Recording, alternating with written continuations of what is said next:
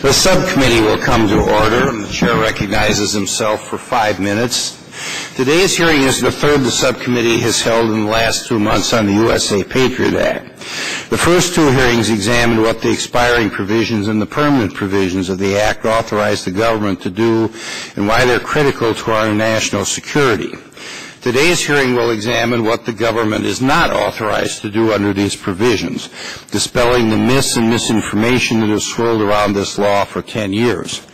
Let's begin with the lone wolf provision. First proposed by Senators Schumer and Kyle in 2002, the provision was added to the FISA definition of agent of a foreign power in the Intelligence Reform and Terrorism Prevention Act of 2004. Let's be clear. Lone wolf is simply a definition intended to close a gap in our intelligence laws that allows rogue terrorists to slip through the cracks. It's not a freestanding provision. It does not create a set of surveillance tools different from FISA. It does not allow the government to engage in warrantless surveillance or gather any intelligence without the approval of the FISA court. Only those tools currently laid out in FISA, business records, roving wiretaps, and the like, can be used to target a lone wolf. And the lone wolf definition can only be applied to non-U.S. persons, meaning they can't be applied to citizens or permanent resident aliens. Similar to the lone wolf provision, the roving wiretap authority is not a freestanding provision. It does not authorize warrantless surveillance, nor can roving authority be used to target an entire neighborhood or city block of people. Since 1978, FISA has authorized court-approved surveillance for intelligence gathering purposes, but gone are the days of landlines and rotary phones. Today's terrorists and spies use disposable cell phones and free email accounts to hide their tracks and to thwart detection. So in 2001, Congress amended FISA to allow the FISA court to approve roving authority in certain circumstances similar to criminal roving authority that has been in place since 1986. In order to use a roving wiretap, intelligence agents must first establish, and the FISA court must approve, all of the criteria for a traditional wiretap. These include probable cause that the target of the surveillance is a foreign power or an agent of a foreign power, and probable cause that the device is being used or about to be used by a foreign power or an agent of foreign power. Then the agents must make an additional showing, which the FISA court must also approve, that the actions of the target may have the effect of thwarting their identification. With this authority, agents can monitor modern-day terrorists and spies. Without it, agents would have to obtain a new surveillance order from the FISA court every time a target switches cell phones or email accounts and risk losing track of him. Despite claims to the contrary, roving authority does not create a John Doe warrant. We know that drug dealers and gang members often use nicknames or aliases. It should come as no surprise that terrorists and spies do as well. It should not surprise anyone that it may be difficult or impossible to provide the true identity of those who engage in clandestine underground activities. In circumstances in which the identity of a target is unknown, and the government may provide a description of the specific target, but it must provide a description specific enough to establish probable cause that the target of the surveillance is a foreign power or an agent of a foreign power.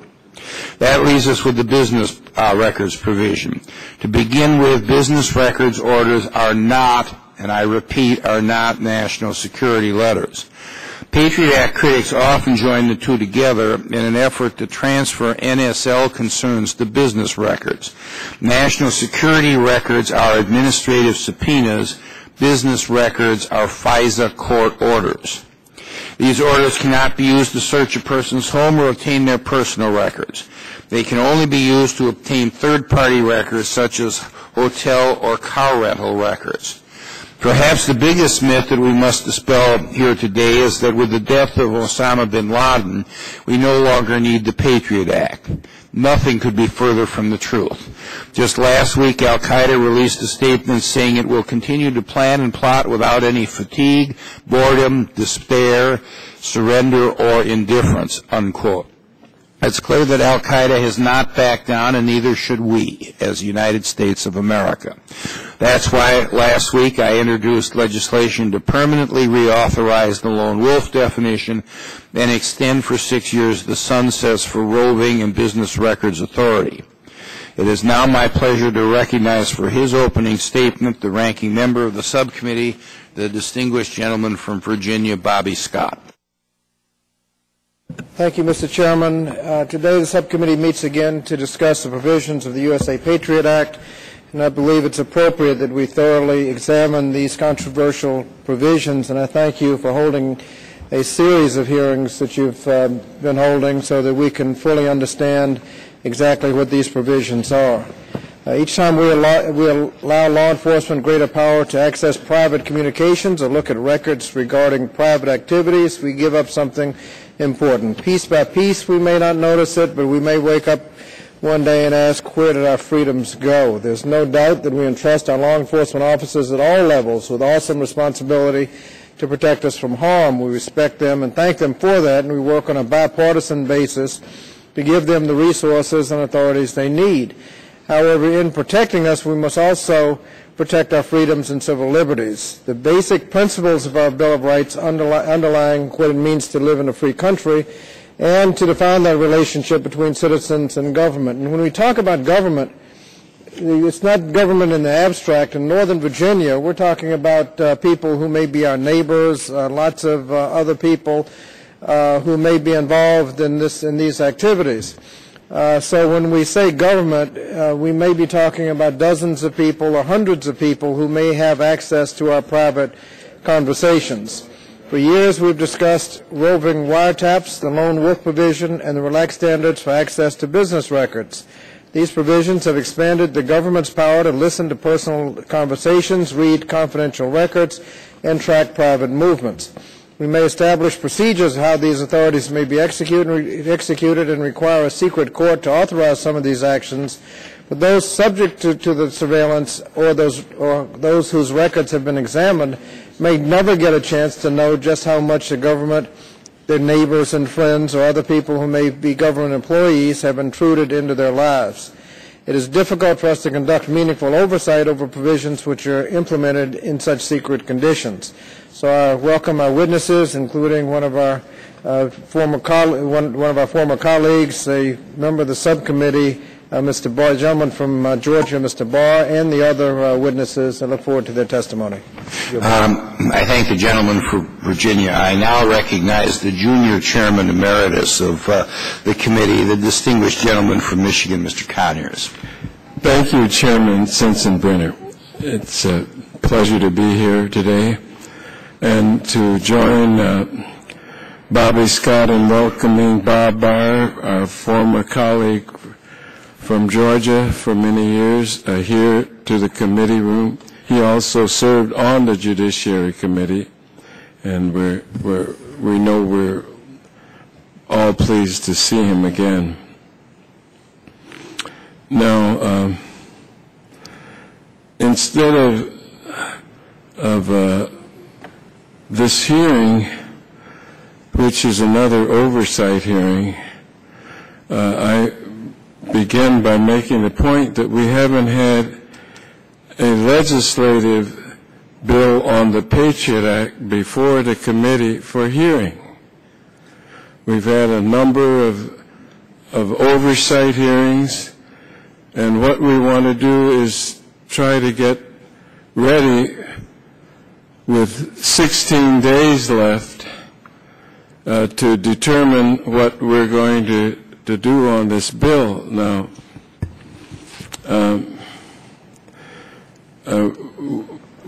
we've been having a hearing on the USA PATRIOT Act, Dispelling the Myths.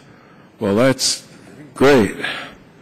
But I think that it shortchanges the real problems with a bill that we have so little time to work on. We ought to be, in my judgment, be working on what compromises we have to make to the PATRIOT Act to get it through the committee and the House and the conference that's sure to follow. And it's in that spirit that I make this opening statement. We've got some work to do here. Now, there are a lot of people that are troubled about these expiring provisions. So to introduce a bill that makes some of them permanent is exactly the wrong way to go. Now, this is the committee that unanimously passed the first Patriot Act because we worked it out on both sides. And I don't think we're following that procedure again the way that we're going now. And so I've introduced a compromise measure, H.R. 1805, that is intended to cover this. And that compromise is a bill to extend the sunset of certain provisions of the USA Patriot Act. And that's what I would like all of my colleagues, especially the chairman of our Judiciary Committee and the members of this subcommittee, to examine critically so that we can work out some position that we can reach some accord on.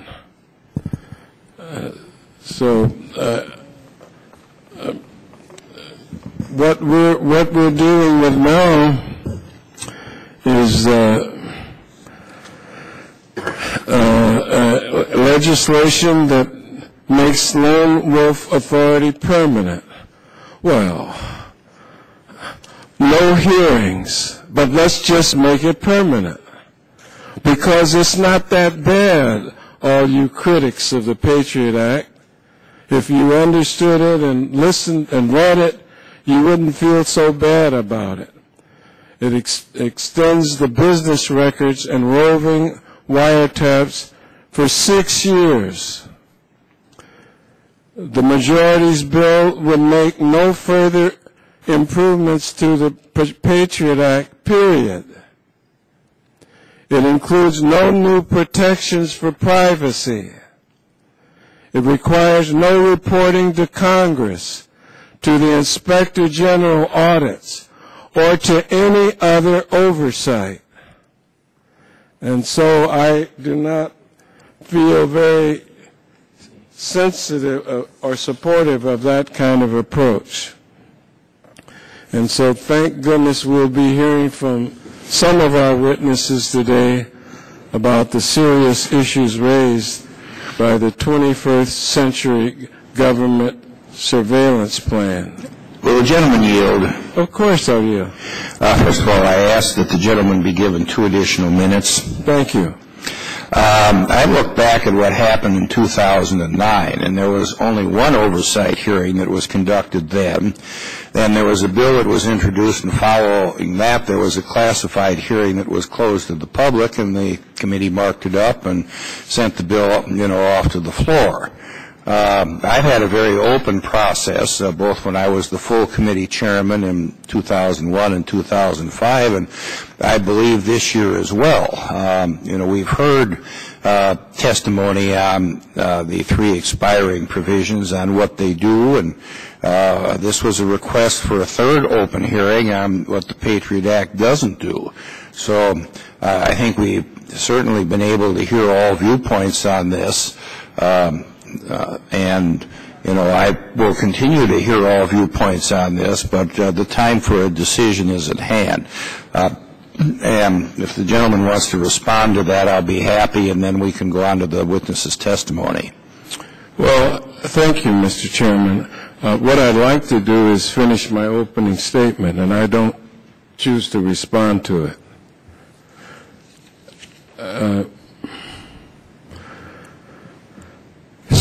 what I hope, and I'm sorry I didn't see my subcommittee chairman or my Judiciary Committee chairman on the floor yesterday. I wasn't able to get there because I wanted to alert you to what this discussion was going to be like from my chair today.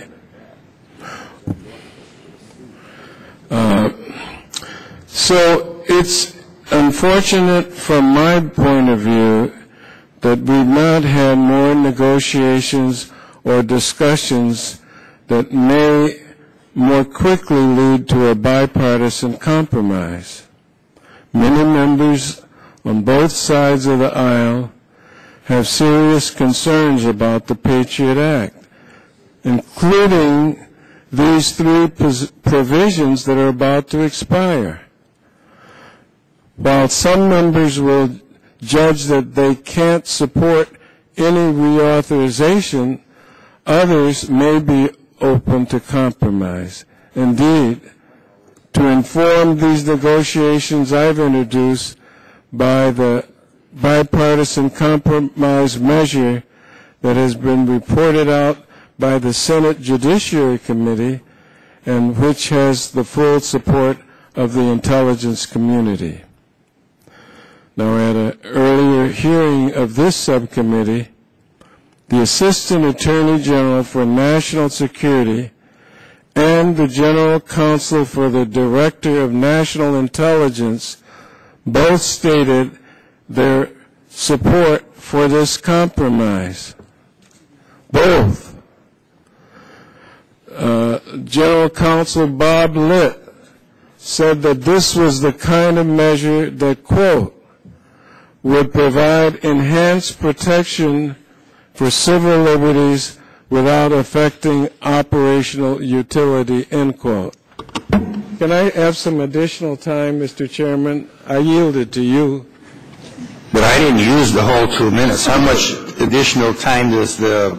Well, if you don't want to grant it, how much do you want? I want to finish my opening statement. I ask unanimous consent the gentleman be given 2 additional minutes.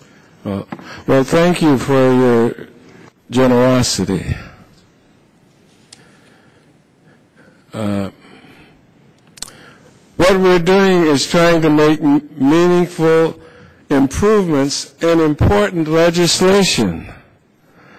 And what I'm proposing in the bill, Chairman Sensenbrenner, is to remove the overbroad, quote, presumption of relevance, end quote, in Section 215 cases. Instead, require a detailed written statement of the facts and circumstances supporting the requests for a Section 215 order in every case. We also have a provision to offer greater protection to library and bookseller records. In addition, we tighten up the use of NSLs and reform the gag orders that were struck down as unconstitutional by the Second Circuit Court of Appeals. And finally, it puts in new reporting and audit requirements. For many, this bill, or for some, this bill won't go far enough. But for others, it may go too far. For me, the bill represents a reasonable compromise. And with the short time that we all know that we have, and with the need to find a measure that can win the support of the other body and the administration, I think this bipartisan compromise measure is the proper vehicle for moving this issue forward. In any event, I appreciate that we are not here today for a legislative hearing. Instead, we're holding another general oversight hearing, this one called Dispelling the Myths about the Patriot Act. This title, of course, raises a question.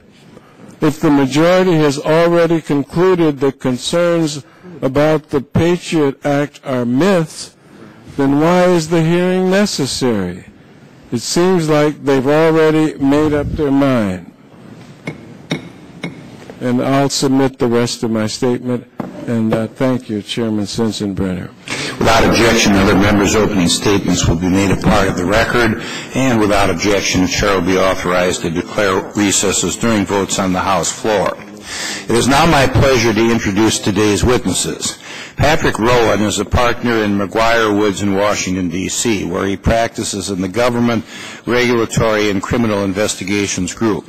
Before joining McGuire Woods, he spent 18 years in the Department of Justice, serving as an assistant U.S. attorney in Washington, then as acting deputy general counsel for the FBI's National Security Law Branch, and in 2004 he became senior counsel to the assistant attorney general in charge of the criminal division, where he assisted in the management of all counterterrorism investigations. Excuse me, in 2006, DOJ established the National Security Division, which consolidated its law enforcement and intelligence activities on counterterrorism and counterintelligence matters. Mr. Rowan served first as the division's principal deputy assistant attorney general and then as its assistant attorney general.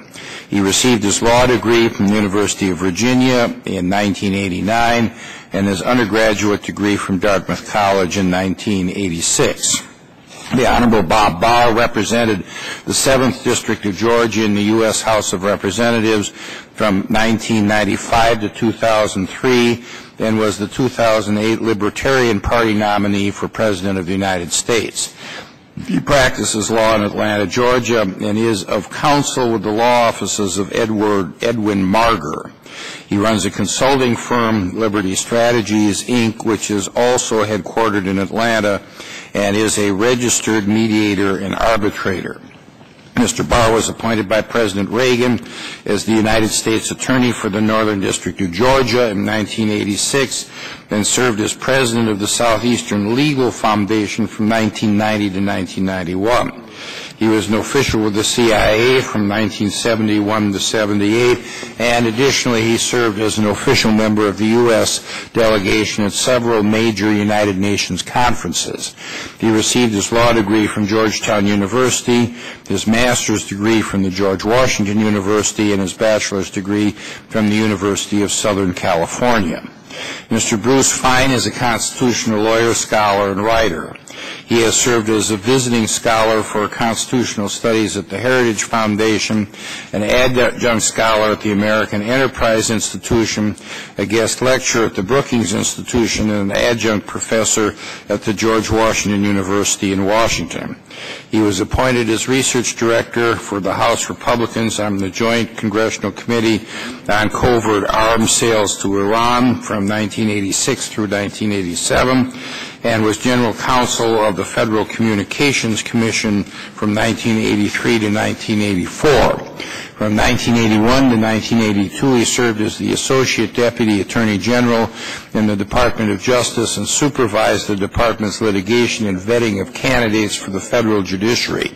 From 1975 to 76, he served as the Assistant Director in the Office of Legal Policy at DOJ, where his primary duties concerned legislative initiatives aimed at upgrading the administration of federal justice. Prior to his work in the Office of Legal Policy, he served as Special Assistant to the Assistant Attorney General for the Office of Legal Counsel from 1973 to 1975, and he graduated with honors from Harvard Law School in 1972. Sergeant Edward D. Mullins has been a member of the New York City Police Department since January of 1982. On July 1, 2002, he was elected president of the Sergeants Benevolent Association of New York City, one of the largest police unions in the nation with more than 11,000 members. Early in his career, he was assigned to the 13th Precinct on Manhattan's East Side. After nearly 10 years, he was promoted to detective and assigned to the 10th Precinct in Manhattan's Chelsea area. Promoted to sergeant in 1993, he was assigned to the 19th Precinct on Manhattan's Upper East Side and subsequently transferred to the Detective Bureau in Brooklyn South, where he served as the violent crime supervisors in the 67th Precinct Detective Squad, Special Victims Squad, and the Kings County District Attorney's Office. He has a bachelor's degree from Concordia College and a master's degree in organizational leadership from Mercy College. Each witness will be recognized for 5 minutes to summarize their written statement, and the chair now recognizes Mr. Rowan for 5 minutes. Could you turn the PA on and bring the mic a little bit closer to you? And we'll reset the clock. Thank you. Chairman Sensenbrenner, Ranking Member Scott, and members of the subcommittee, thank you for inviting me to testify today. My name is Patrick Rowan, and I'm currently a partner in the law firm of McGuire Woods. But prior to joining the firm in 2009, I worked at the Department of Justice for 18 years, including at the FBI's Office of General Counsel, the Criminal Division, and the National Security Division. During this period, I had the opportunity to work with FBI agents and DOJ lawyers who dedicated their days and nights to countering the national security threats that face our country. In this work, the investigative tools drawn from the PATRIOT Act were regularly deployed in the service of our national security. Even though the provisions of the PATRIOT Act have been repeatedly and successfully used in national security investigations over the last 9.5 years, the Act remains somewhat controversial. While there's great value in the ongoing national dialogue about the balance between national security and liberty, I believe that at least some of the continuing concern about the PATRIOT Act stems from misconceptions that have grown up around the Act. Accordingly, I appreciate the opportunity to appear before this committee to address some of those misconceptions. I want to talk specifically about the 3 provisions that are scheduled to sunset this month: the roving surveillance provision, this business records provision, and the lone wolf definition. Each requires the government to make a showing to an independent court, the FISA court.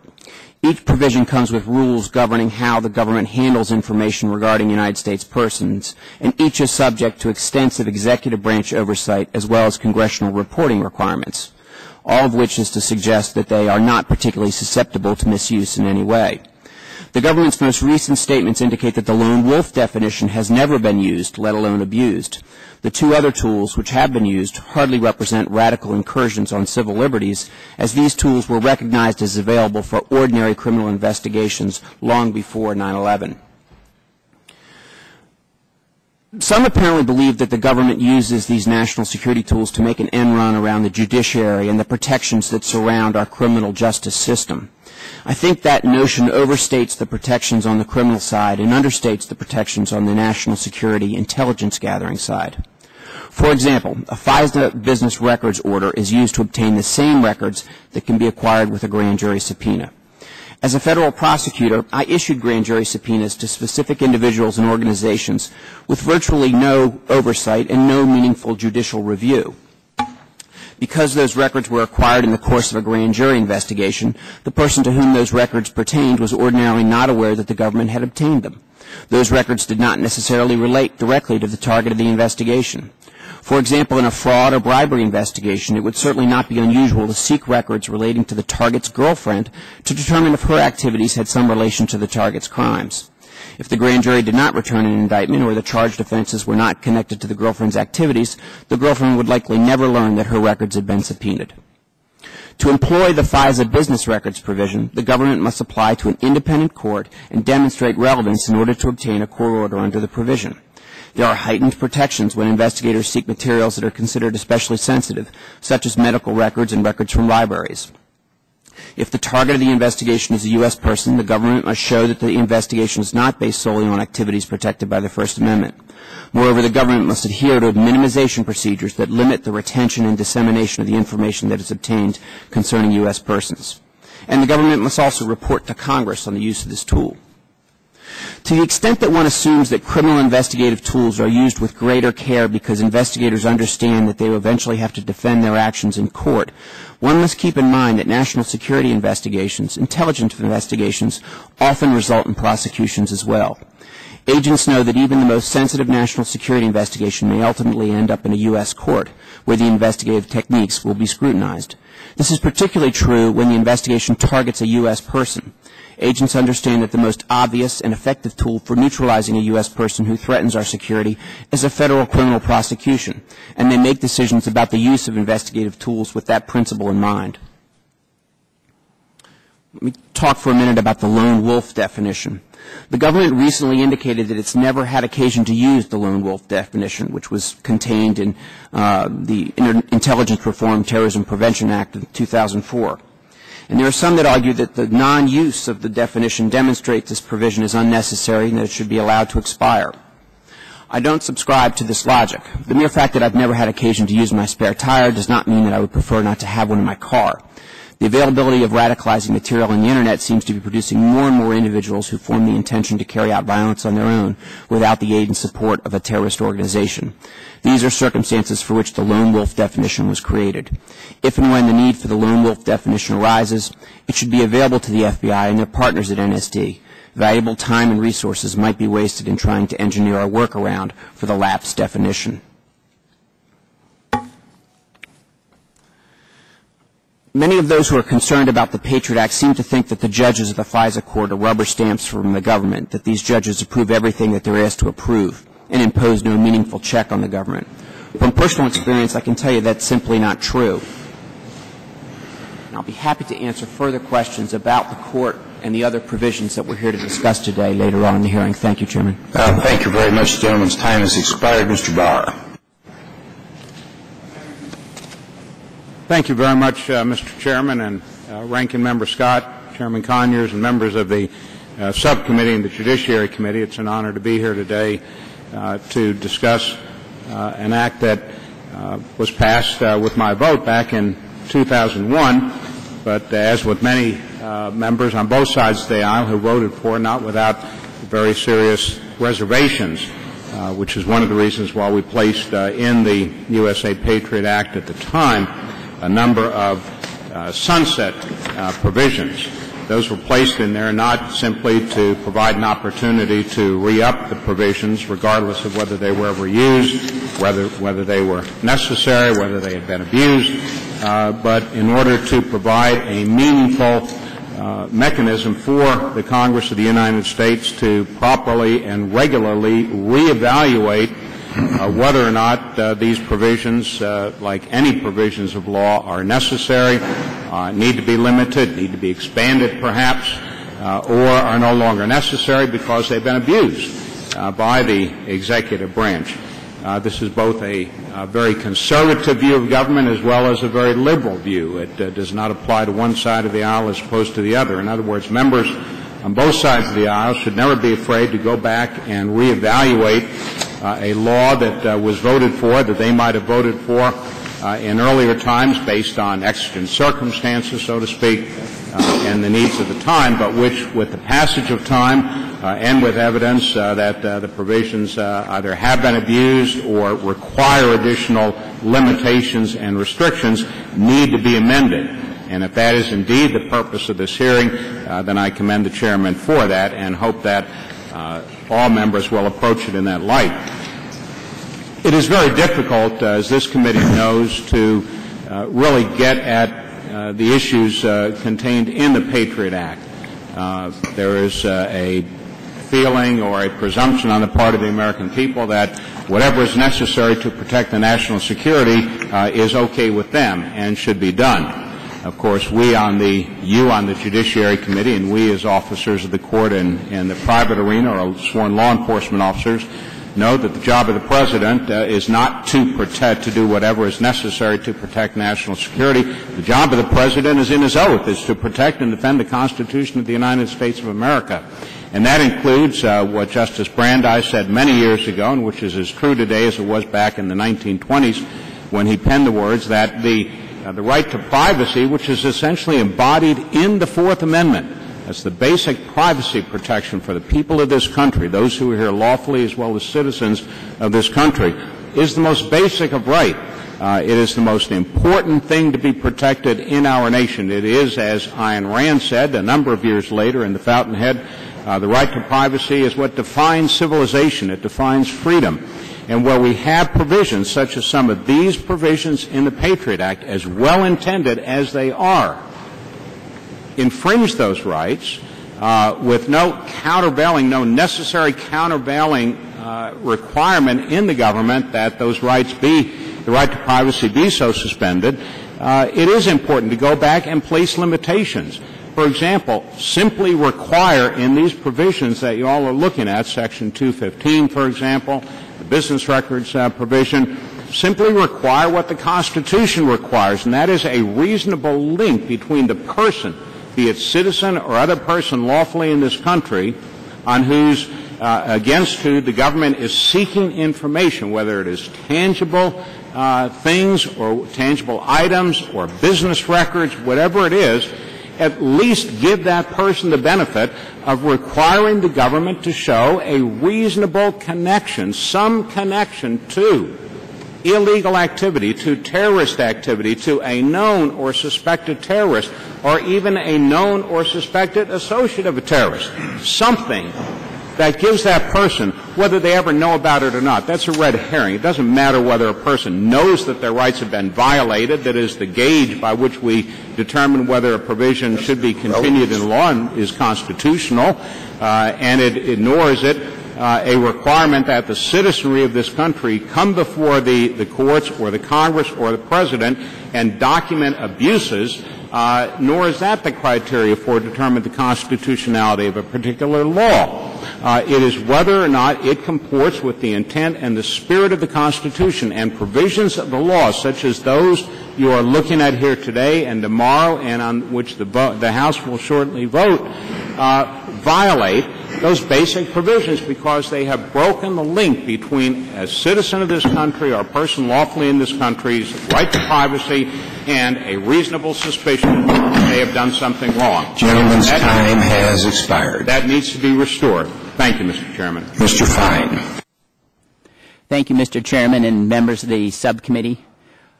I'd like to amplify on my prior colleague's statement about liberty and go back to first principles, because I think we've turned them on their head in discussing the Patriot Act, national security, and otherwise.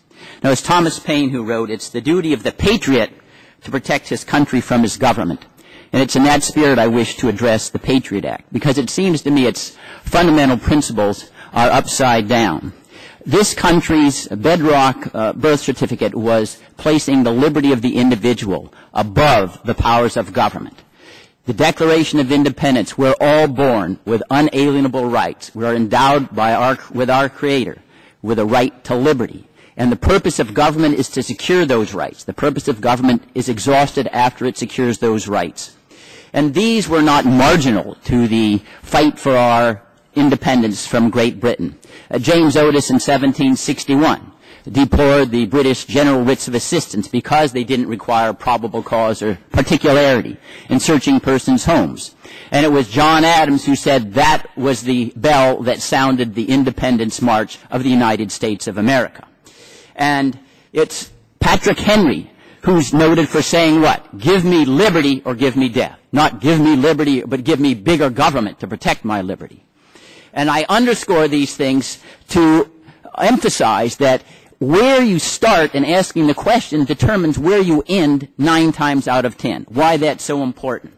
And the Founding Fathers did not cherish the right to be left alone just as an intellectual abstraction. It was Justice Louis Brandeis who wrote in 1928, "The architects, the makers of the Constitution, venerated man's spiritual nature, his moods, and his intellect. They sought to protect Americans in their beliefs, their attitudes, seclusions, and challenges to conventional wisdom. They crowned citizens with a right to be free from government encroachments, the hallmark of every civilized society."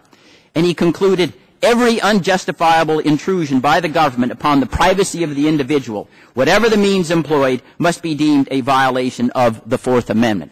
Now, it's been said by many, well, where are these court decisions saying the Patriot Act is unconstitutional? There have been a few, but I concede there are few. But the Supreme Court and courts err. In the opinion that I was quoting from Justice Brandeis, the court then held conversations weren't even protected by the Fourth Amendment, that the government could wiretap and surveil free from any restraints because conversations wasn't in the text of the Fourth Amendment that addressed persons, houses, papers, and effects. 39 years later, the Supreme Court reversed. We all remember it was this body in 1988 told the Supreme Court during World War II they got it wrong when they said you could use race-based concentration camps for Japanese Americans. Courts can get it wrong. The Supreme Court itself has reversed perhaps 200 times bedrock constitutional principles. So we shouldn't be complacent with the fact that, well, where are the courts out there? Moreover, there's reasons why there wouldn't be a plethora of suits challenging the Patriot Act. Number one, a former Attorney General said to criticize the Act was to aid and abet enemies in terrorism. There's a climate out there that if you challenge the government on the Patriot Act, you're then unpatriotic. You then deserve opprobrium. And that's been true with many who defended those who were detained at Guantanamo Bay. That's not the United States of America that was born in 1776. Remember John Adams? He defended the British soldiers accused in the Boston Massacre. He defended them. He didn't say, well, this is time when we have to be angry at Great Britain. Due process is out the window. That explains why you don't have a mushrooming number of lawsuits, aside from the fact that in intelligence collection, the target of the investigation is never alerted, as they are in a Title III case. How would they know that there is a violation? They're just a huge database. And the fact that the database exists is an abuse of itself. Now, I want to address specifically the idea, the need to gather just intelligence on Americans, because we need to protect against international terrorism. Harlan Fistone was appointed Attorney General in 1924. He was later appointed Chief Justice of the United States, and he shut down all of the FBI's intelligence collection methods, said we have to limit this to law enforcement only. There had been abuses. He styled what the Bureau was doing as tyrannical. So that's a red herring in my judgment. The United States lived securely for over 100 years without just intelligence collection and databases, and I think we can do that today. Probable cause to suspect of crime or to discover evidence of crime, of course, the government can seek that kind of evidence. But this is a free country, and the fact that we have limited government, Justice Robert Jackson said, does not mean we have weak government.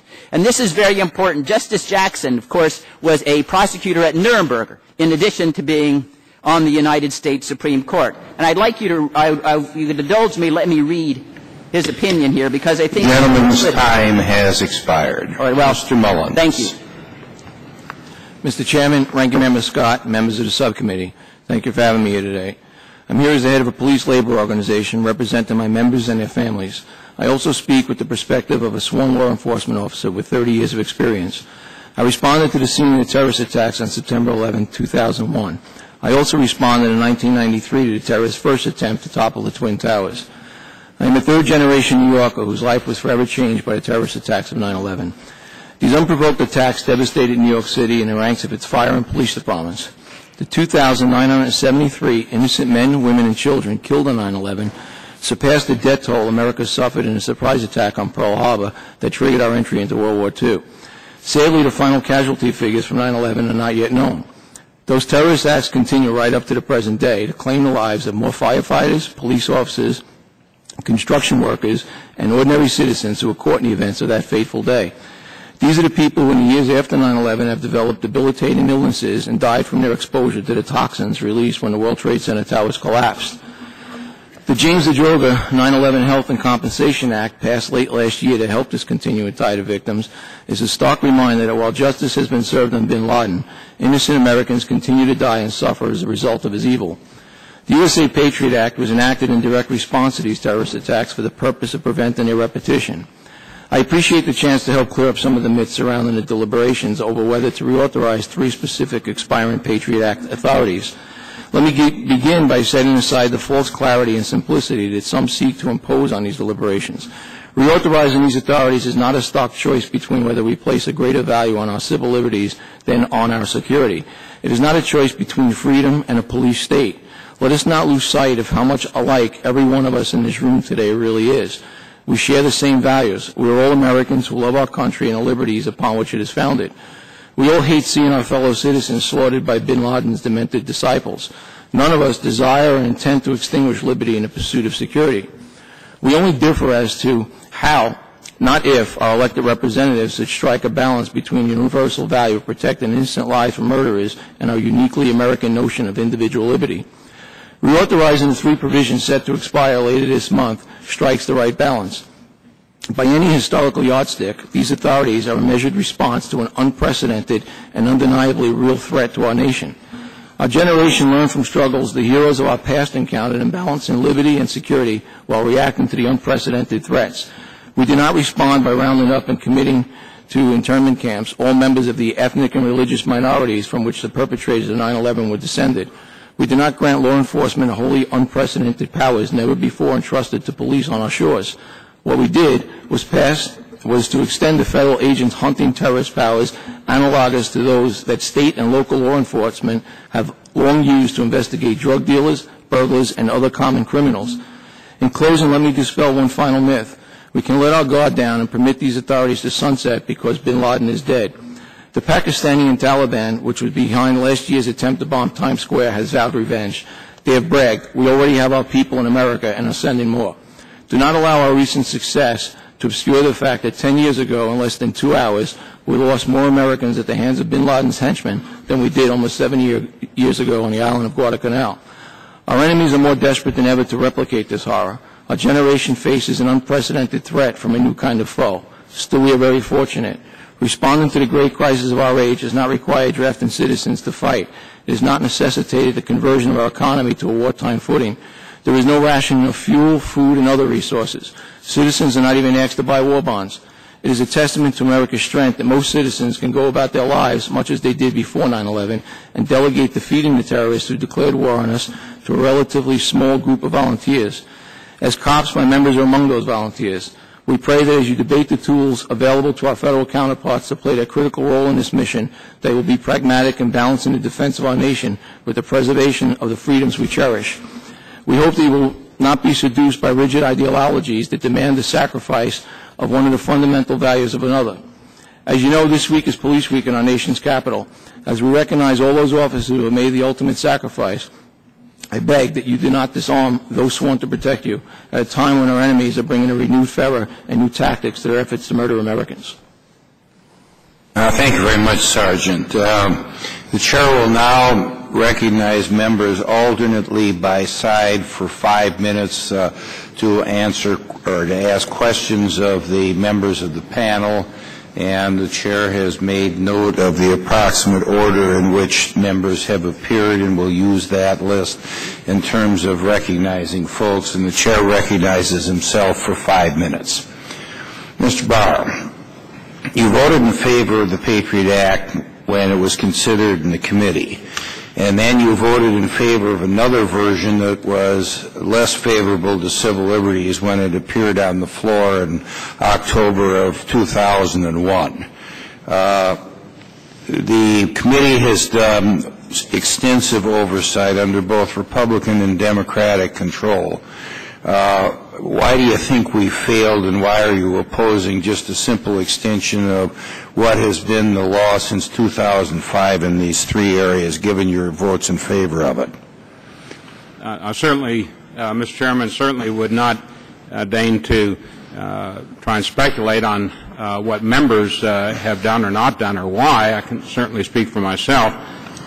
Yes, I did vote for the version, the better version, more protective of civil liberties that was reported out unanimously by the full Judiciary Committee. Subsequent to that, when a very different bill came to the floor, I had several conversations, including some personal ones with the Attorney General and some other members of the Department of Justice with regard to certain promises or assurances that the provisions in the Patriot Act then to be voted on would be used in certain ways for certain investigations that were indeed important national security, terrorism-related investigations.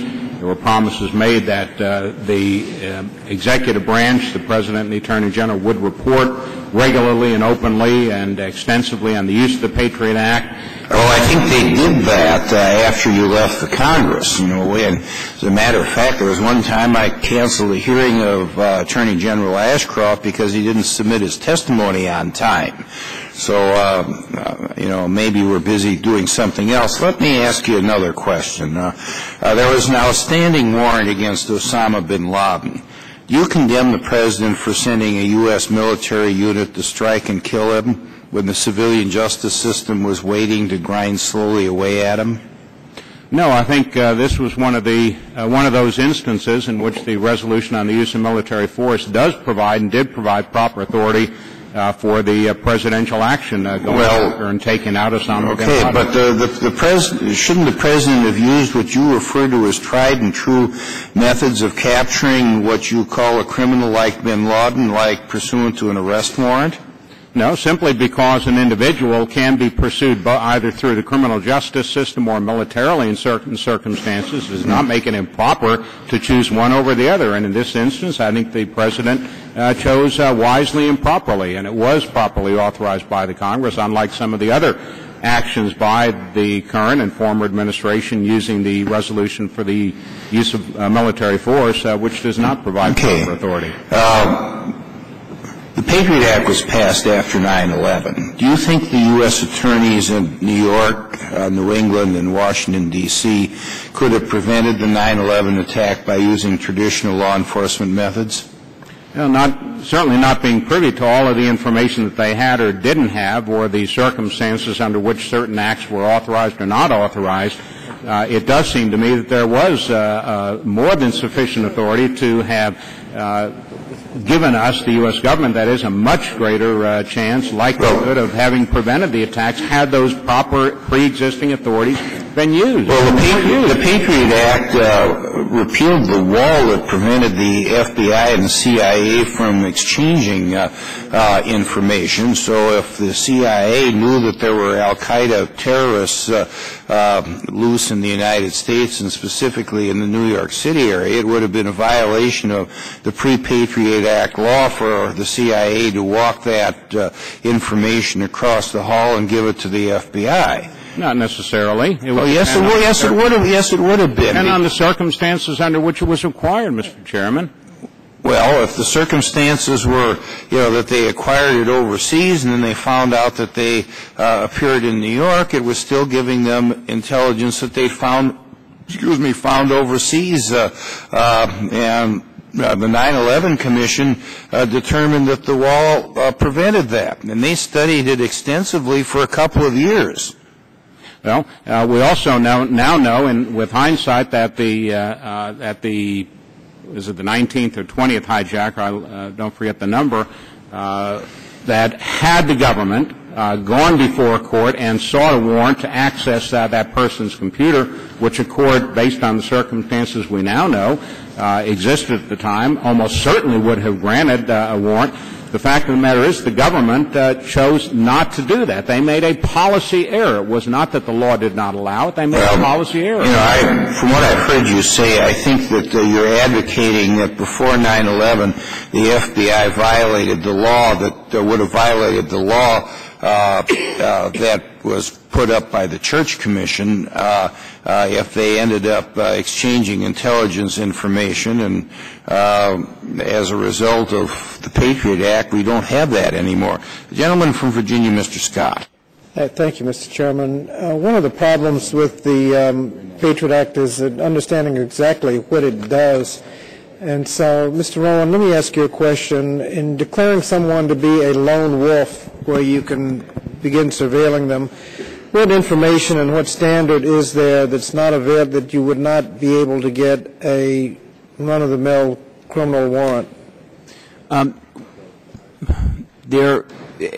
Congressman, as you know, the FISA statute with respect to the lone wolf definition talks about an individual engaged in activities relating to terrorism or preparation therefor.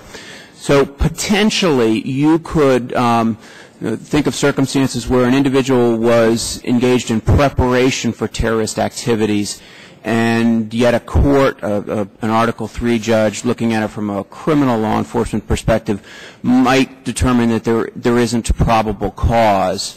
But I agree with the thrust of your question, which is that most of the circumstances one can conceive of would also describe a crime that you could obtain a Title III wiretap under. I'm going to ask the same question about business records. What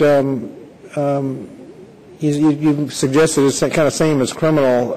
What kind of investigation could you get business records under Patriot Act that you can't get them under a regular criminal warrant?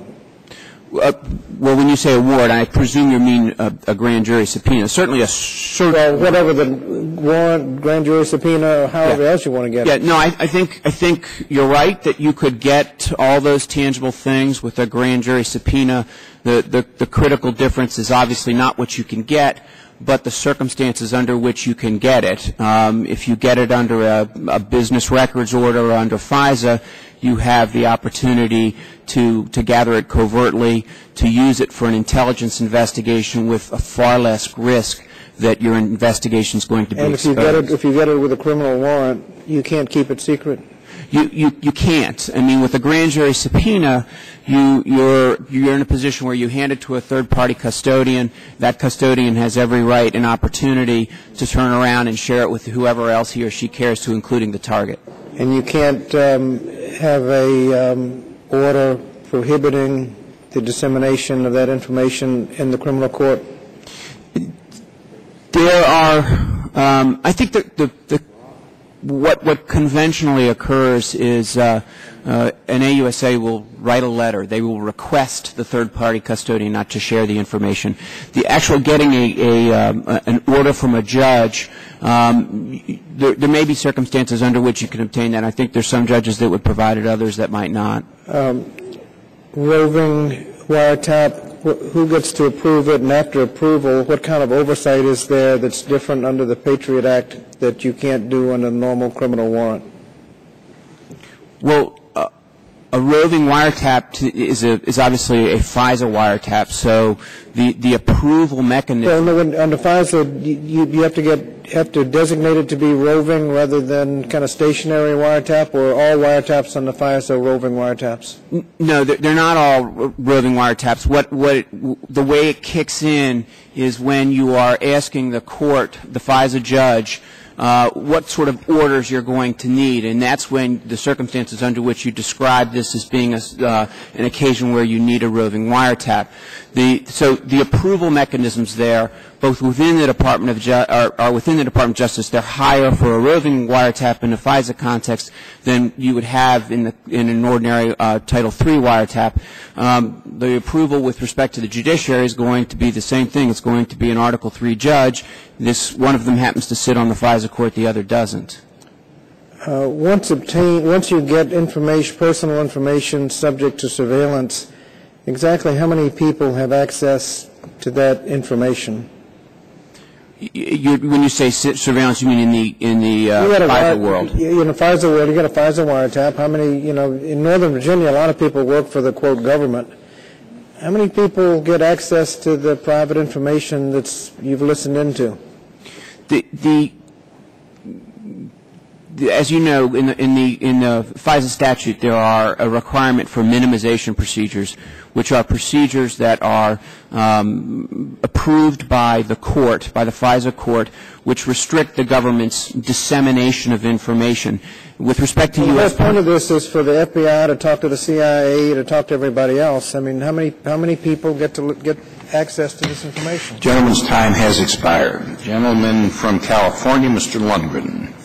Thank you very much, Mr. Chairman. Thank you for these hearings. Mr. Fein, you and I have been on the same side of arguments before, but we find ourselves on the opposite side of the argument this time. You make a statement that I hope is an overstatement, where in your written testimony you say that repealing the Patriot Act would honor what the Americans who fought in the Civil War begot.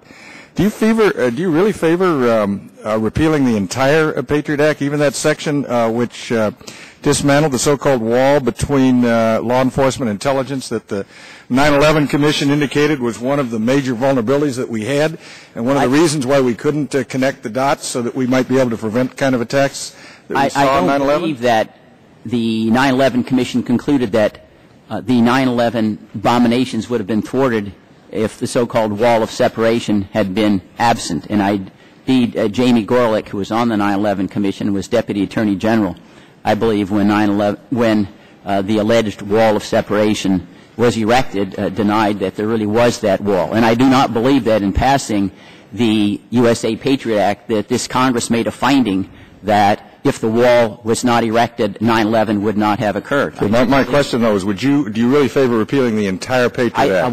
What I stated in the testimony, Mr. Congressman, was that the burden is on the government in this country that demonstrate the need and urgency to compromise the customary probable cause to suspect crime, to endow government with authority. So you think the probable cause to suspect a crime is sufficient to give us the kind of information necessary to find out about the possibility of a terrorist act and thwart it before it is carried out? You think the criminal law, intelligence, criminal law procedures that we've talked about are sufficient to do that? I believe the Constitution places the burden on government when it wants to encroach on liberty. No, I understand that, but I'm saying to you, are you telling us that what we have are sufficient to thwart terrorist attacks as opposed to gathering the evidence after an attack has occurred to be able to convict those who may be involved in it? Well, first of all, you can gather evidence before any attack has concurred under the conspiracy laws. As you well know, conspiracy can reach far before you come close to even getting at an attempt.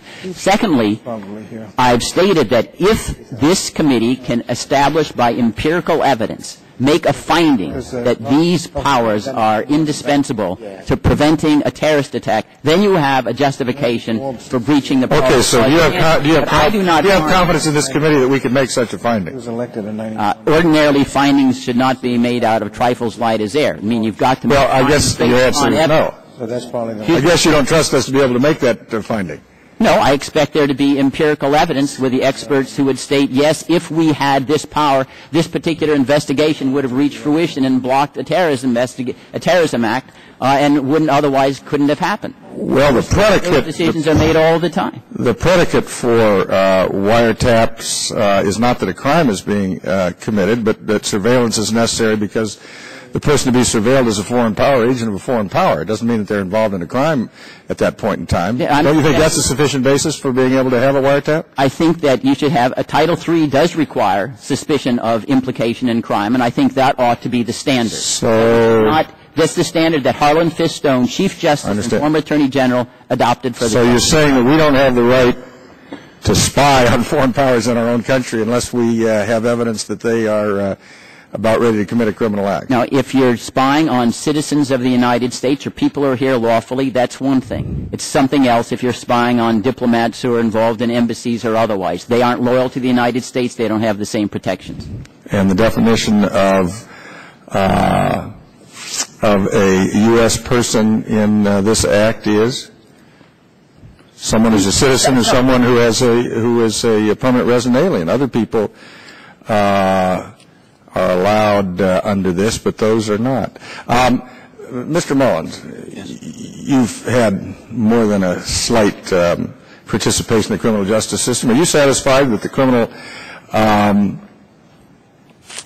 tools that are available to law enforcement are sufficient, that we don't need the Patriot Act in our anti-terrorism efforts? Not at all. Well, why is that? I mean, you use that every day. If I listen to Mr. Barr and Mr. Fein, you should be very satisfied with it. You guys are professionals. You know what you're doing. You've been able to do a great job in the city that you represent. Why do we need this? Well, gentleman's time has expired. Gentleman from Michigan, Mr. Conyers. Thank you. This is quite interesting discussion. Because what we're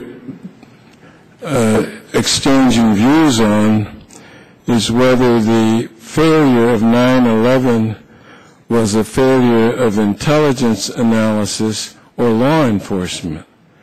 And I hear members on the committee claiming that law enforcement dropped the ball and that's how it happened. But I think that it was a failure of intelligence, and I'd like you two to comment on it. Because since 9/11, of course, we've reorganized our whole federal law enforcement, given the FBI, for example, the mission of preventing terrorism. And so the failure of 9/11 was, in one sense, a failure to connect the dots. It was a failure to use the information that we had. And I'd like you to expand on that. Representative Conyers, I don't know whether I would be all that critical of the intelligent people. They make errors from time to time. 9/11 was unprecedented in many ways. People didn't think that that kind of dastardly abomination would be plausible. But certainly it's true, I think Mr. Barr mentioned, that Mr. Moussaoui, the 20th hijacker, there was clearly probable cause to search his computer that could have uncovered the plot. And it simply wasn't exercised on that score. And with regard, I think, to the general idea that anything that makes it easier to thwart terrorism is justified, then you might as well say go into anybody's home and spy whenever you want. And if the question is, does it make it more likely for us to thwart terrorism, the answer is yes, but it destroys the country that we know and we fought to maintain as a country given to freedom rather than national security state. I'd say probably, not to coin a phrase, but what happened in the lead-up to 9/11 was probably a perfect storm of failures. I don't think that it was, nor is it the case today, that these terrorists are all rocket scientists and know exactly what they're doing and never make mistakes. They got very lucky on 9/11. There were numerous opportunities from enforcing our immigration laws to enforcing the laws requiring and establishing security at airports to laws allowing the government to access computers that were simply not exercised by the government at all levels, state government as well as federal government. There were licenses that were obtained, driver's licenses based on false pretenses and false information that were never checked out. There were immigration statuses that were overstayed that the federal government did not enforce. There were not proper steps taken to search the baggage and so forth. There were and the 20th hijacker did not have his computer access, which the government could have. There was authority to do that.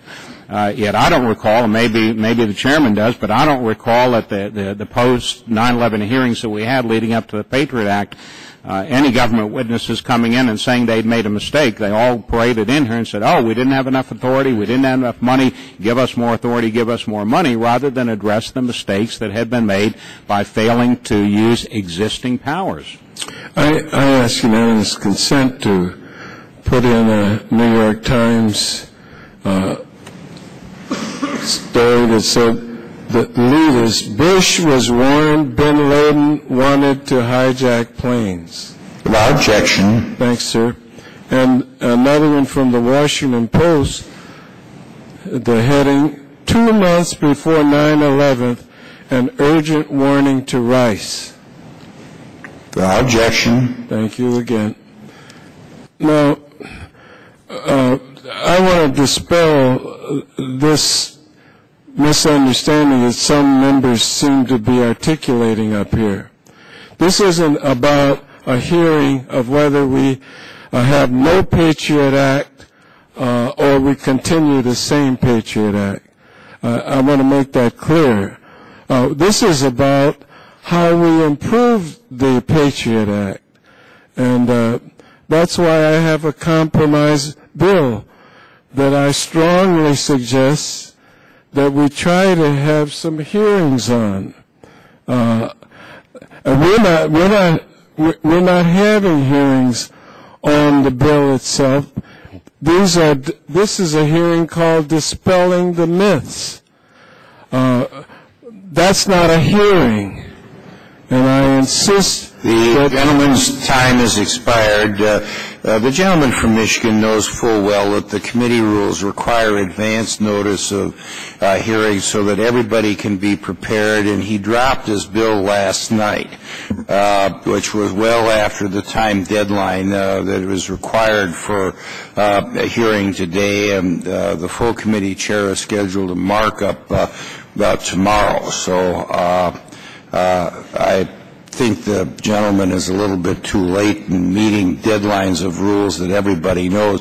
The chair now recognizes. Would the chairman allow me 30 seconds? Oh, certainly, without objection. You dropped your bill Friday. Mm-hmm. I guess that makes your bill okay and my bill too late. My bill was dropped in time for the full committee chair to notice the bill for a markup tomorrow. So we complied with the rules on that.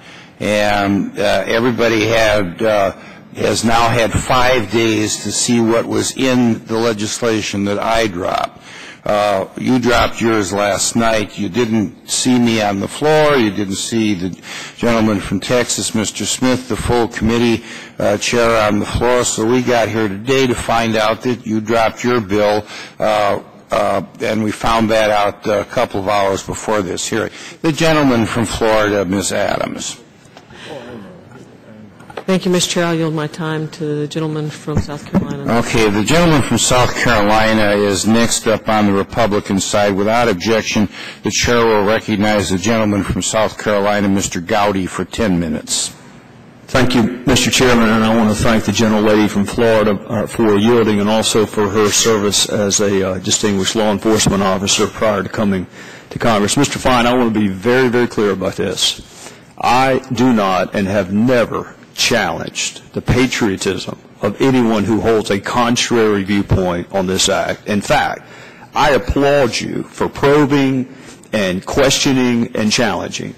And I would hope in that spirit that you would also help those of us who have a contrary view on the constitutionality of this act to beat back the rhetoric, to instruct it with fact. And when I read that this hearing is about national security letters or jackbooted thuggery or sneak and peek search warrants when it is demonstrably false, just as I would rise in defense of your patriotism, I would hope that you would rise in defense of the truth about what these hearings are about. And as you mentioned, the spirit of the Fourth Amendment, that's the conversation I would like to have with you, one grounded in civility, but one about the depth and breadth and spirit of the Fourth Amendment. Fair enough? That's fair enough. All right. You mentioned in your testimony, and I will quote, government in the United States has no business collecting or retaining information about citizens without probable cause to believe a crime has been or will be committed. So you allow that there needs to be government involvement in the investigation of future crimes. Yes, conspiracy is a perfect example. Yes, sir. Right. And there are other examples. I mean, you can't wait until something happens to begin to investigate it. Well, that's what conspiracy law is about. Conspiracy means nothing's happened. You just have an agreement, and you can investigate the agreement to commit an unlawful act, and that's permissible. Yes. Well, the difference is in a conspiracy case, nothing ever has to happen. It's a crime just to conspire to commit an offense. You can have conspiracies all day long and not ever have a crime. Agreed? Well, I mean, there doesn't have to be. Some conspiracies, you do not need any overt acts. You need no overt acts in Title 21 You can go conspiracy. ahead and prosecute, but all I'm saying is that you can begin an investigation before anything happens under the criminal law. Agreed, but you used the word probable cause in that sentence. And then in another sentence, you said the whole purpose of the Fourth Amendment is to saddle government with a heavy burden of demonstrating by indisputable evidence. Now, you would agree with me, Mr. Fein, that is not the standard. Indisputable evidence is not the standard by which the Fourth Amendment is judged. Indisputable evidence that the inquiry would produce is focused on somebody who's probably implicated in crime, or the evidence unearthed would shed light on a crime. Well, the words indisputable and probably don't fit nicely in the same sentence. No. So what is your definition of probable cause? It's the one that the U.S. Supreme Court has said. You've got some reasonable foundation and suspicion that ordinary people applying their intellect would conclude makes it substantially likely that the individual is engaged in crime. It is a fair probability, right? That's what the Supreme Court said. And that's very different from indisputable evidence. Yes, but I believe my statement with regard to indisputable evidence is indisputable, showing that this particular investigatory tool is necessary to investigate crime under those standards, not the standard for getting a warrant. But you will agree with me that there are several areas of criminal law where the standard is not probable cause. You don't have to have probable cause for a Terry-like encounter with law enforcement. You have a distinguished law enforcement officer right beside you. If there were to be a police-citizen encounter on the street, he doesn't have to have probable cause to frisk me for weapons, right? And that's not viewed as a search. It's a stop and frisk. Well, you can remove weapons and contraband from their hand, or from their pocket under another exception to the Fourth Amendment, which is the plain field doctrine. Do you agree or disagree with the plain field doctrine? No, the plain field is you've got plain evidence that a crime or a contraband is in your vision. But you don't have a warrant. Probable cause. No, I'm not saying probable cause doesn't mean you have to get a warrant in every circumstance. Sometimes you can act without a warrant, but you would have to establish probable cause if it were challenged after the fact. And you will agree that there are areas of criminal law where, well before the Patriot Act, all you had to have was a reasonable suspicion or an articulable suspicion, or in some instances just a hunch. With regard to full-scale searches or seizures, no, sir, I don't believe that. Well, but then we get into a discussion of what's a full-scale search and seizure. Can I put a tracking device on an automobile?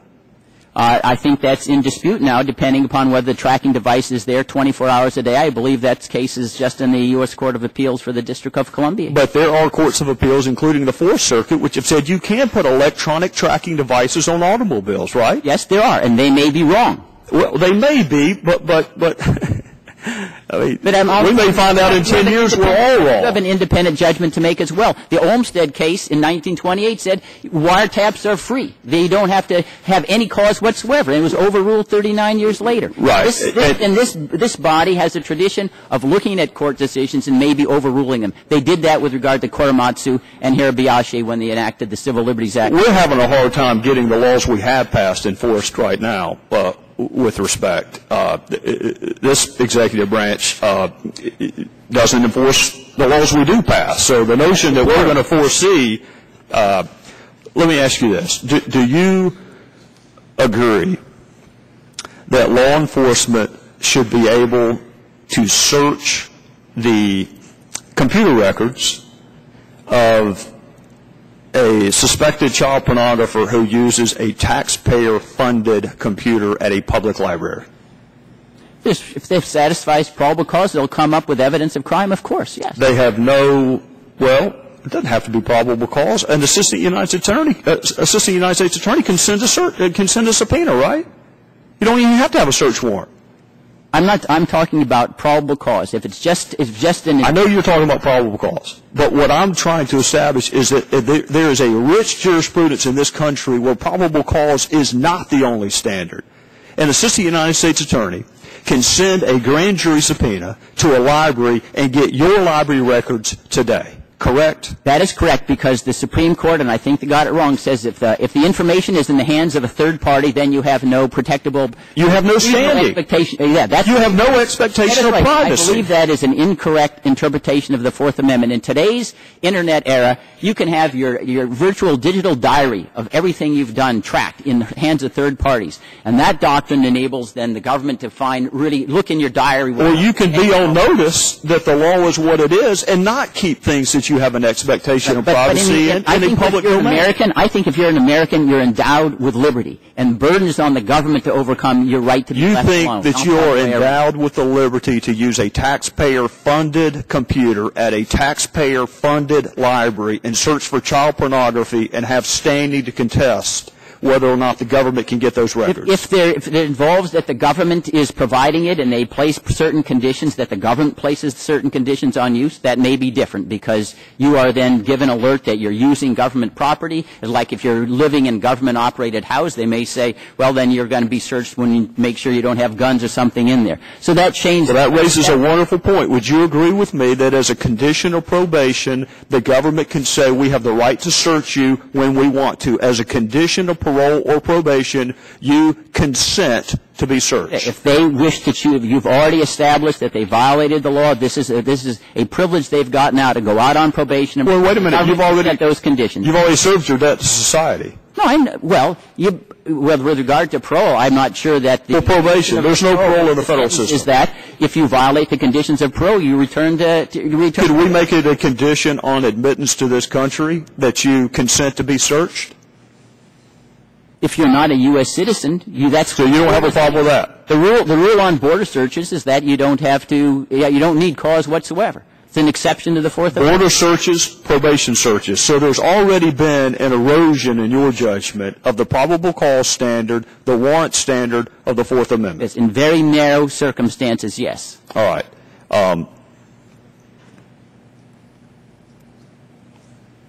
you've got, do you disagree with the lawfulness of anticipatory search warrants?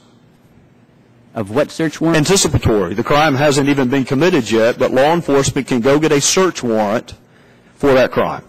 Well, if there's conspiracy and you're suspicious... Not a conspiracy case. No, I do not believe that you should just go out and be able to spy on citizens because of somebody's individual hunt. It's not a spy. Hey, maybe it'll come out. It's not a spy. It's an undercover case where somebody has ordered contraband and it's going to be delivered to their home. So you go get a search warrant in anticipation of the delivery. The crime has not been committed yet. If you have this, if the search warrant is based upon probable cause to believe you'll uncover evidence of crimes, of course you can do that. So again, the strictures of the Fourth Amendment do not require a warrant before every arrest. Agreed? Right. Probable cause is different than a warrant. Right. And they don't require a warrant for all searches. Agreed? Right, but they may require probable cause. The time of the gentleman has expired. The gentlewoman from California, Ms. Chu. Thank you, Mr. Chair. I'd like to ask Mr. Fein pertaining to the business records provision and gag orders. We know that secrecy is essential when conducting any intelligence investigation, but Section 215 orders come armed with significant gag orders that bar the subject of the order from discussing it with anyone. In fact, you have to wait an entire year before you can even challenge the gag order in court. An uninformed person might not even know that they can actually challenge it or how to do it. Judicial review is the essential mechanism that we arm citizens with to ensure that they can protect their rights. But under the PATRIOT Act, it is practically impossible to bring these cases to court. How can we change the rules? What would be your recommendation with regard to changing the rules surrounding gag orders to more adequately provide innocent Americans with an avenue to challenge them in court? Well, I would authorize them certainly to consult with lawyers and to bring court challenges without waiting, because 1 year all sorts of damage could happen in the interim.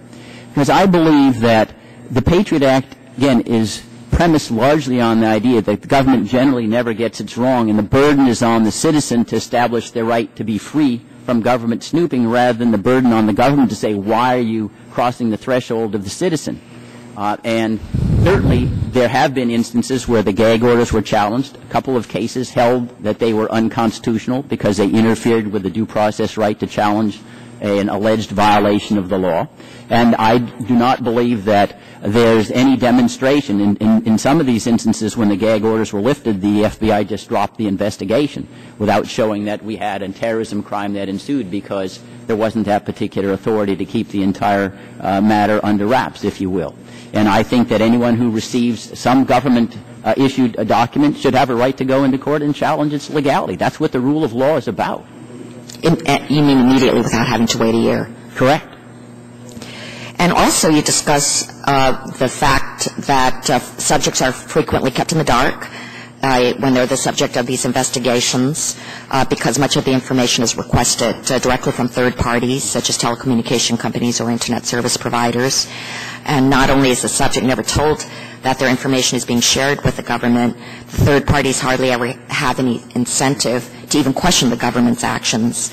In fact, the legal costs for those third parties are a strong barrier, and they find that it's just easier for them to cooperate.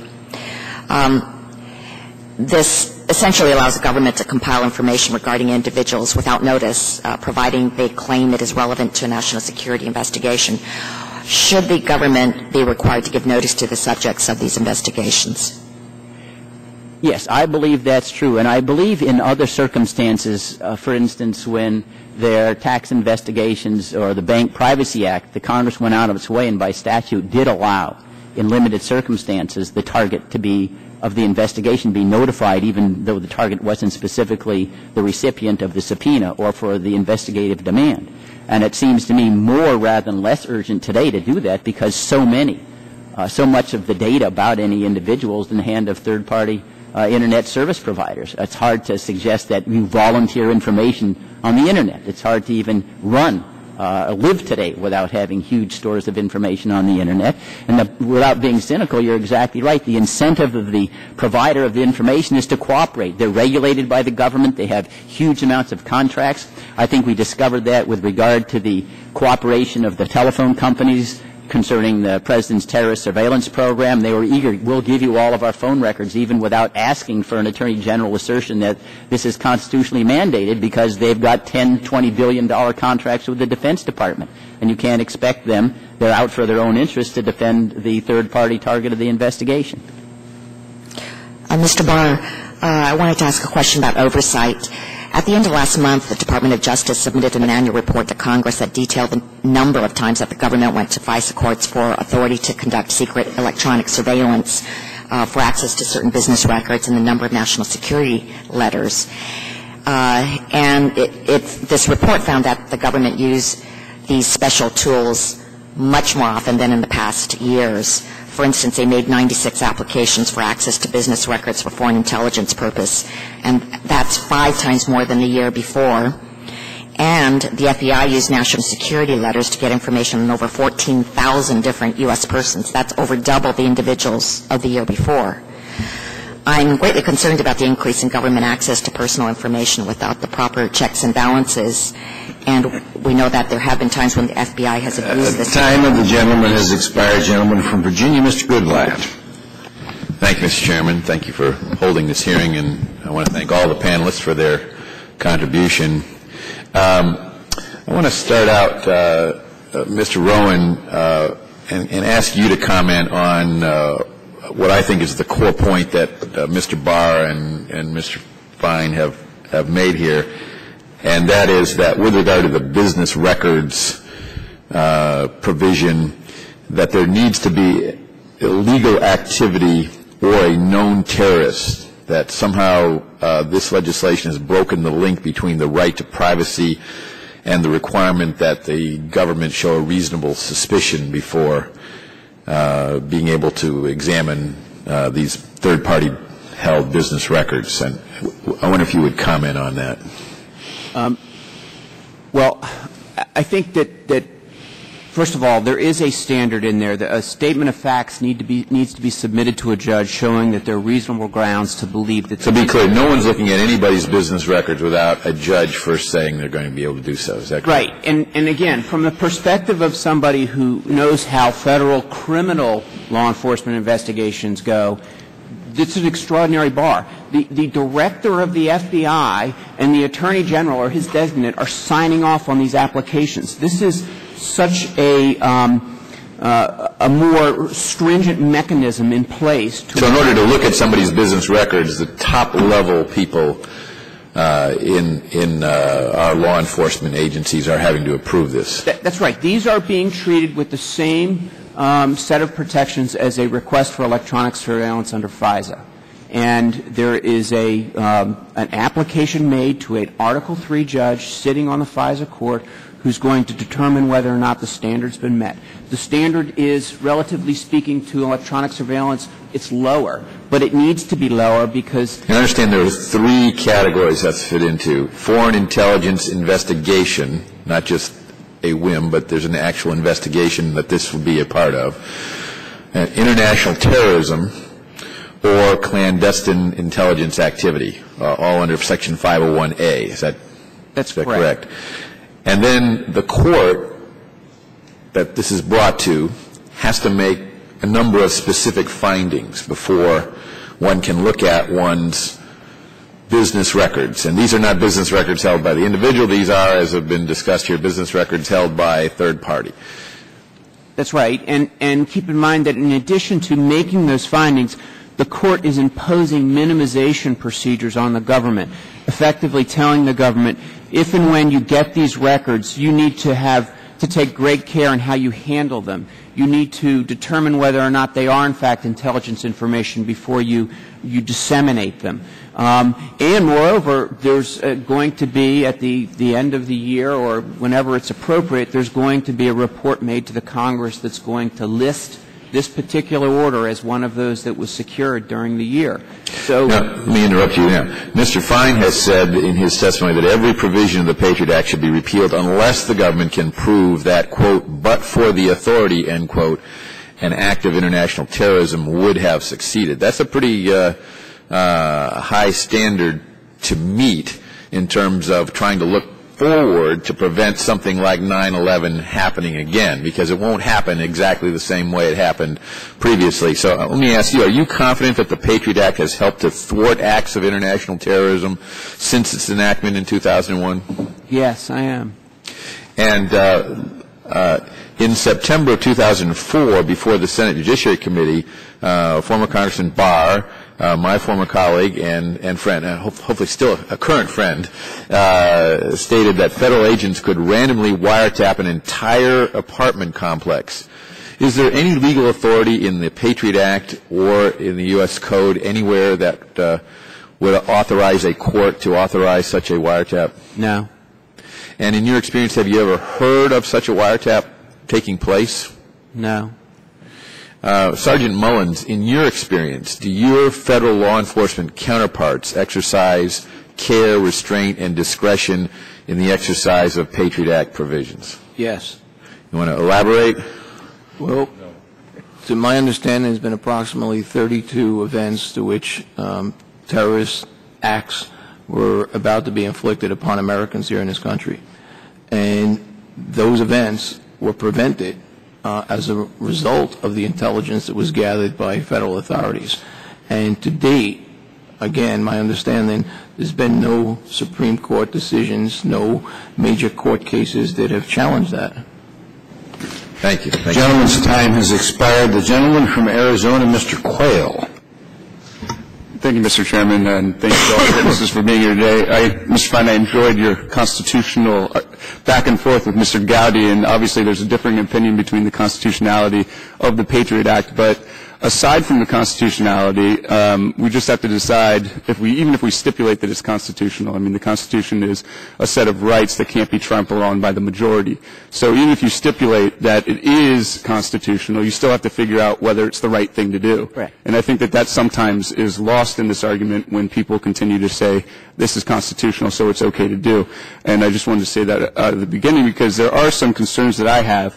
And Mr. Rowan, one of the things that I want to just get some clarification on, when you're talking about the grand jury subpoenas that you had issued, and you said that they were obviously issued without any court order and without any judicial oversight, was that with a criminal investigation to a crime that already occurred, or was it something that was to try to prevent a crime from occurring in the future? Well, it would certainly be in the context of either historical criminal activity or ongoing criminal activity. As Mr. Fein has pointed out, the conspiracy law is broad, and you can be investigating a series of activities, including what you think is going to happen in the future in the context of a grand jury investigation, because you can identify somewhere in there an offense that's going on at the time. Okay. And one thing that I was just wondering is, with the Foreign Intelligence Surveillance Act in 1978, they required specific and articulable facts. Why do you think it's imperative to have that removed from that level of relevancy and actually having to be able to state these are the facts that show the reasonable grounds to go and get the business records of an individual or to have a surveillance? Well, I think there's two different things here. I think that the factual showing that needs to be made for electronic surveillance is higher in FISA than it is for business records, and that's appropriate because it's far more intrusive than going after third-party documents. With respect to Section 215, the business records provision, if you're going to ask the FBI to do a lengthy factual narrative of why they want these third-party records, there is a huge disincentive for the FBI to pursue that because it is a time-consuming activity. Remember, these orders are written by an agent in Phoenix who then forwards it to his supervisor, who forwards it to Washington, who takes it to the Justice Department. And the Justice Department and the FBI headquarters work on it together, and then they eventually say this is good enough that it can be signed by the Director of the FBI and the Attorney General and sent to a federal judge. All that takes time, and they can do it very quickly when they have to, and they do it all the time very quickly when they need to. But when you're asking the agents to get a lengthy factual narrative explaining exactly why you need these records, that is a lot of It's a lot of work to do under circumstances where they have, potentially they may well decide, you know what, I'd rather risk exposing my investigation and using a grand jury subpoena because I can get this quickly and I need to move. I can't wait to go through everything that you're asking me to go through to meet the standards of a 215 order. That may not be a good thing that agents make decisions like that, but I think that's the real world of conducting national security investigations. And I understand that, and I understand the importance of being able to balance and give federal law enforcement officers and intelligence officers the ability to thwart attacks against the United States. But the one thing that I've been looking and reading the law, it's sometimes when you have laws that are vague or overly broad, it opens up to misuse by various agencies. Not to say that it would actually happen, but it actually has the potential to have when you have vague and overbroad laws. Do you think that that's the case in this instance? I understand your general point, but I think that when you consider all the informal and formal executive branch oversight that exists for these orders, that there's the chances of abuse are far it's just not very likely, I think, under these circumstances. I mean, if you look back at the history of the business orders, it took the FBI and the DOJ several years to even use this provision because it was new, it was different, it asked them for things they hadn't been required to do in the past. It took a long time for agents to get comfortable with this approach. And to be blunt, if you raise the bar further in terms of what needs to be provided, it's going to be even harder to see this used in the future. The gentleman's time has expired. The Vice Chairman of the committee, the gentleman from Texas, Mr. Gomertz. Thank you, Mr. Chairman. And do appreciate each of you being here and the attention that each of you have given to this subject. Obviously, there are differing opinions. There's no question in my mind, and hopefully in yours, that there are people who are at war with us. They have declared war on the United States and on Western civilization. They feel like the freedoms we have lead to debauchery and lead to things that can be avoided if you have one religious zealot controlling what people get to do. I don't want to get there. I believe God gave us freedom of choice. And yet, when you're dealing with people at war with you, there often different parts of the Constitution come into play. I've been struck that people demand constitutional rights for people who have declared war against us that actually aren't constitutional rights for them at all. The Constitution anticipates that in time of war or in time of peace, our own military will not have the constitutional rights. When I was in the Army, I didn't have the constitutional rights everybody else did. That's just all part of the Constitution. I have been concerned about parts of the Patriot Act, but felt that if it were pertaining to foreign, non-U.S. citizens, and we had some horrific discussions about this back in my first term, 05 and 06, but that even then it needed to be properly monitored. There were a couple of us that really pushed hard, some of us harder than others, but really pushed for having sunsets so we could have this discussion down the road. And I was pleased that we got them in on anything in the House version so that when it got to conference, it could still be used. But as the last 5 years have unfolded, it seems to be that the biggest abuses have not come in 06 or 2000 or 206 or 215, the lone wolf provision, but in the national security letters. That's where we had the IG report that was just devastating of how abusive that has been. And that is not something that's up for renewal, but I had concerns if maybe we ought to slide the NSL authority under the business records provision. I'm just uncomfortable after we saw how easily abused that could be. I think because of some of the presentations some have made in public that America is confused about the report of the national security letter abuses, which have not been similarly abused that I can find in under 215 or 206. So I'm curious, I asked in a prior hearing if one proponent against NSLs, if he wanted to see them disappear, because I was entertaining that, and he said, oh no, I don't think so. How would you feel if NSL authority were somehow merged with 215 to at least give some requirement of court authority before you could just send out what basically amounts to a subpoena for records and other things? Yes, Mr. Fein.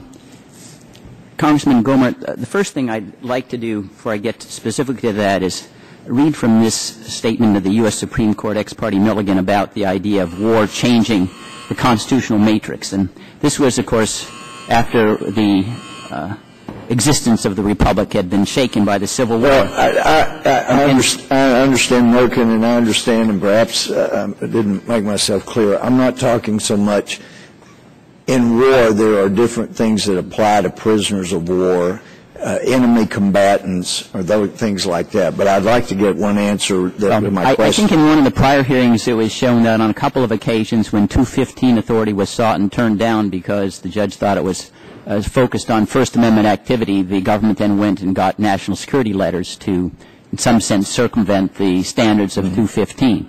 And I don't see any reason why the national security letters seem to me historically the ones that have been most abused. They have the most lax standards. It's administrative. It's not like 215 where you have to get a court involved.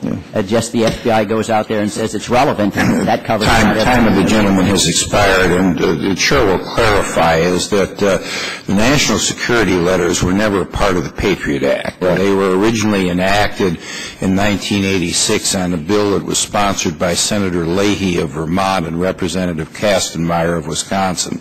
The chair now recognizes the gentleman from Georgia, Mr. Johnson. Thank you, Mr. Chairman.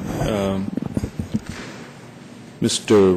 Bob Barr, we have seen you many times here testifying on behalf of liberty, Fourth Amendment issues particularly, and you know well this area, having served as a U.S. Congressman on this committee for a number of years, and then prior to that as a U.S. Attorney down in the Northern District of Georgia, where, in my opinion, you exercised prosecutorial authority in a nonpartisan way, and I appreciate your service to the nation.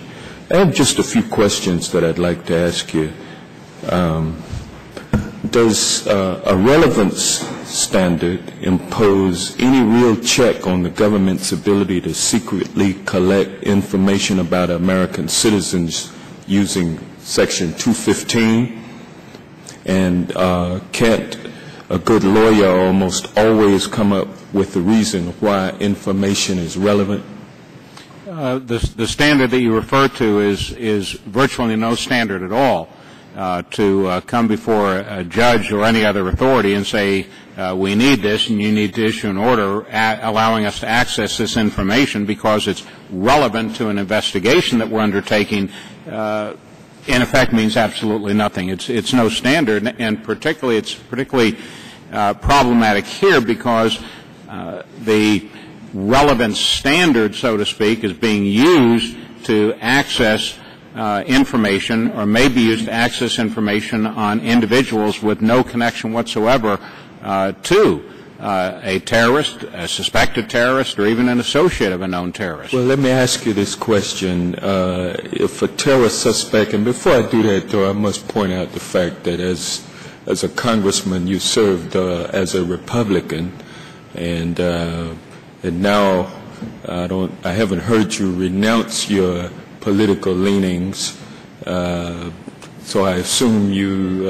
are still a Republican with some libertarian leanings, but I will not ask you to... Probably a little more than that, but I'm here today in a nonpartisan capacity. Well, I do appreciate that, sir.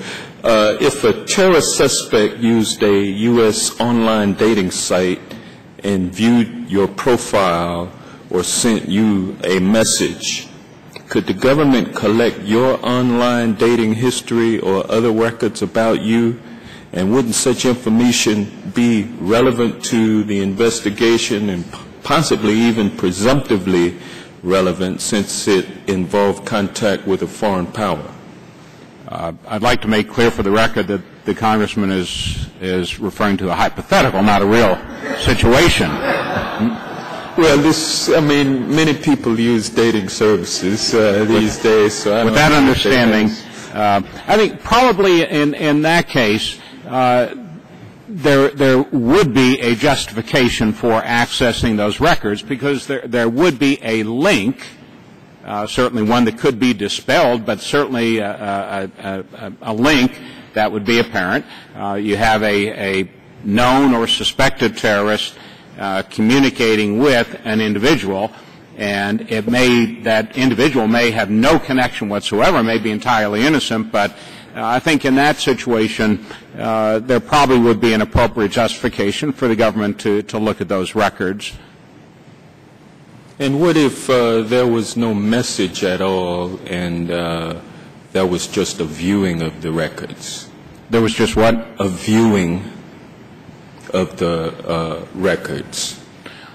Well, that would establish nothing. If an individual just goes online to a dating service, as I understand it, never having used one, they can look at virtually an unlimited number of persons with no connection whatsoever. So in that situation, there would seem to be no nexus whatsoever that would provide a justification for the government to then look at that other individual and their data. Well, that's in a kind of using a reasonable standard, but I guess someone could eke out a relevancy purpose in that. The gentleman's time has expired, and the chair will observe that the use of dating services, either hypothetically or actually, is not within the purview of this hearing. So with that note, I'd like to thank all of the witnesses for their testimony today. And without objection, all members will have 5 legislative days to submit to the chair additional written questions for the witnesses, which we will forward and ask the witnesses to respond as promptly as they can so that their answers may be made part of the record. Without objection, all members will have 5 legislative days to submit any additional materials for inclusion in the record. Also, without objection, letters from the Federal Law Enforcement Officers Association, the Sergeants Benevolent Association of New York City, the Society of Former Special Agents of the FBI Agents Association, Keep America Safe, the National Association of Assistant United States Attorneys, and the National Fraternal Order of Police in support of the reauthorization of the PATRIOT Act will be submitted to the record, and without objection, those 3 requests are so ordered. And the gentleman... I may miss it at the beginning, but might I ask permission to have my entire printed statement made a part of the record? Just to make clear, without objection, the printed statements of all 4 of the witnesses will be made part of the record at the beginning of their testimony. And if there is no further business to be brought before the subcommittee stands adjourned.